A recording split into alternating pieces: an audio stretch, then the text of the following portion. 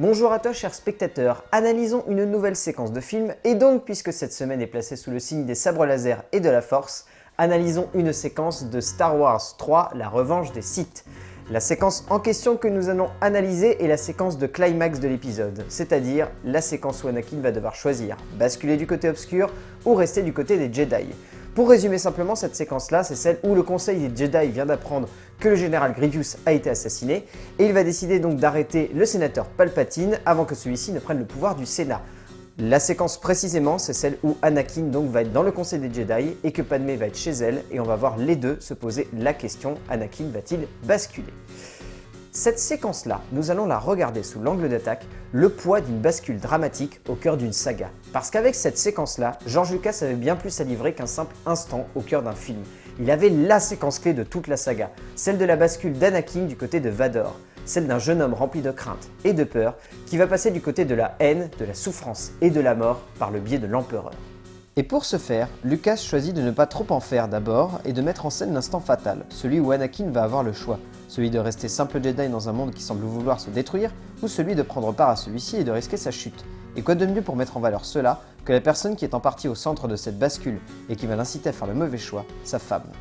C'est là tout le brio dans la mise en scène de George Lucas, qui lui a été souvent reproché d'ailleurs, Lucas n'ayant pas vraiment de pattes au cœur de ses productions. Mais ici, il livre un instant de cinéma d'une intensité rare qui cherche par le biais de la mise en scène à démontrer la fatalité de cet instant. Cette fatalité est symbolisée par un écho scénographique, celui entre Padmé et Anakin, dont les deux retranscriptions de leur environnement par le biais de la caméra de Lucas cherchent à créer un rapport galactique et cosmique autour de cette ironie dramatique forte qui réside dans la décision de Anakin. Ainsi, Lucas ne se joue pas simplement de ses personnages, mais cherche également à jouer avec les émotions du spectateur. Pris au cœur de cet instant, c'est le spectateur qui est le plus mis à mal par la mise en scène de George Lucas, celui-ci connaissant d'avance l'impact de la décision d'Anakin et qui pourtant ne veut pas y croire, et que la mise en scène de George Lucas va conforter dans un temps pour ensuite mieux faire ressortir la force dramatique de la scène. Cette force dramatique, Lucas la fait ressortir grâce à la musique de John Williams qui à cet instant se met littéralement à crier un appel au secours à Anakin, comme pour le prévenir de ne pas agir selon son cœur, mais en réfléchissant. Lucas prenant ainsi le spectateur complètement à revers,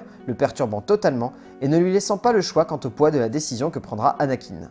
Poids car ce n'est pas quelque chose de facile qui est au centre de cette séquence, car non seulement cette séquence est le climax de l'épisode 3, mais elle est également le point de bascule narratif et dramatique de toute la saga Star Wars, puisque c'est à cet instant ou non qu'Anakin va choisir de devenir Vador. Par le prisme de cette séquence, Lucas avait un choix d'une rare force qui pesait sur ses épaules, celui d'iconiser son personnage dans un instant où il va devoir faire un choix, que l'on connaît déjà évidemment et malheureusement. Le but de cette séquence est de faire ressentir au spectateur la teneur dramatique et émotionnelle de ce choix par le biais d'une écriture qui se devait fine et intelligente. Son écriture, Lucas joue avec celle-ci, puisqu'il lui a été souvent reproché au fil des épisodes de soit trop en faire, soit de ne pas en faire assez et de trop épurer son contenu, et ainsi de perdre ce qui faisait l'essence même de la trilogie originale. Mais là, au travers de cette séquence, il prouve tout le contraire et impose un point de vue narratif fort.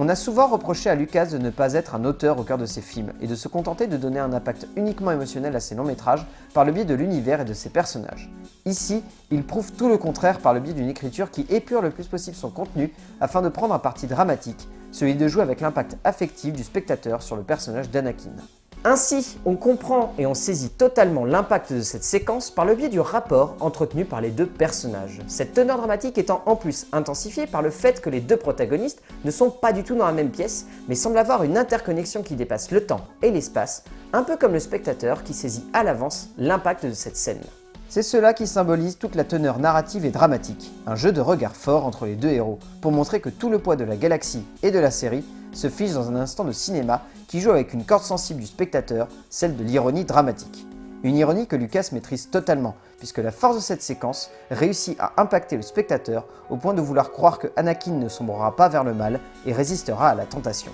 Ainsi, vous l'aurez compris, cette séquence-là c'est bien plus qu'une simple bascule dramatique. C'est carrément George Lucas qui se dépasse totalement pour donner à cette séquence un impact épique et dramatique et la faire ressortir alors qu'elle n'aurait pu rester finalement qu'une anecdote au cœur d'une saga. Comme d'habitude, je vous invite à re-regarder cette séquence pour vous faire votre propre avis et pourquoi pas votre propre analyse. On se retrouvera très vite pour analyser une nouvelle séquence de film et d'ici là, regardez un petit peu plus loin que ce que l'on essaye simplement de vous montrer au cinéma.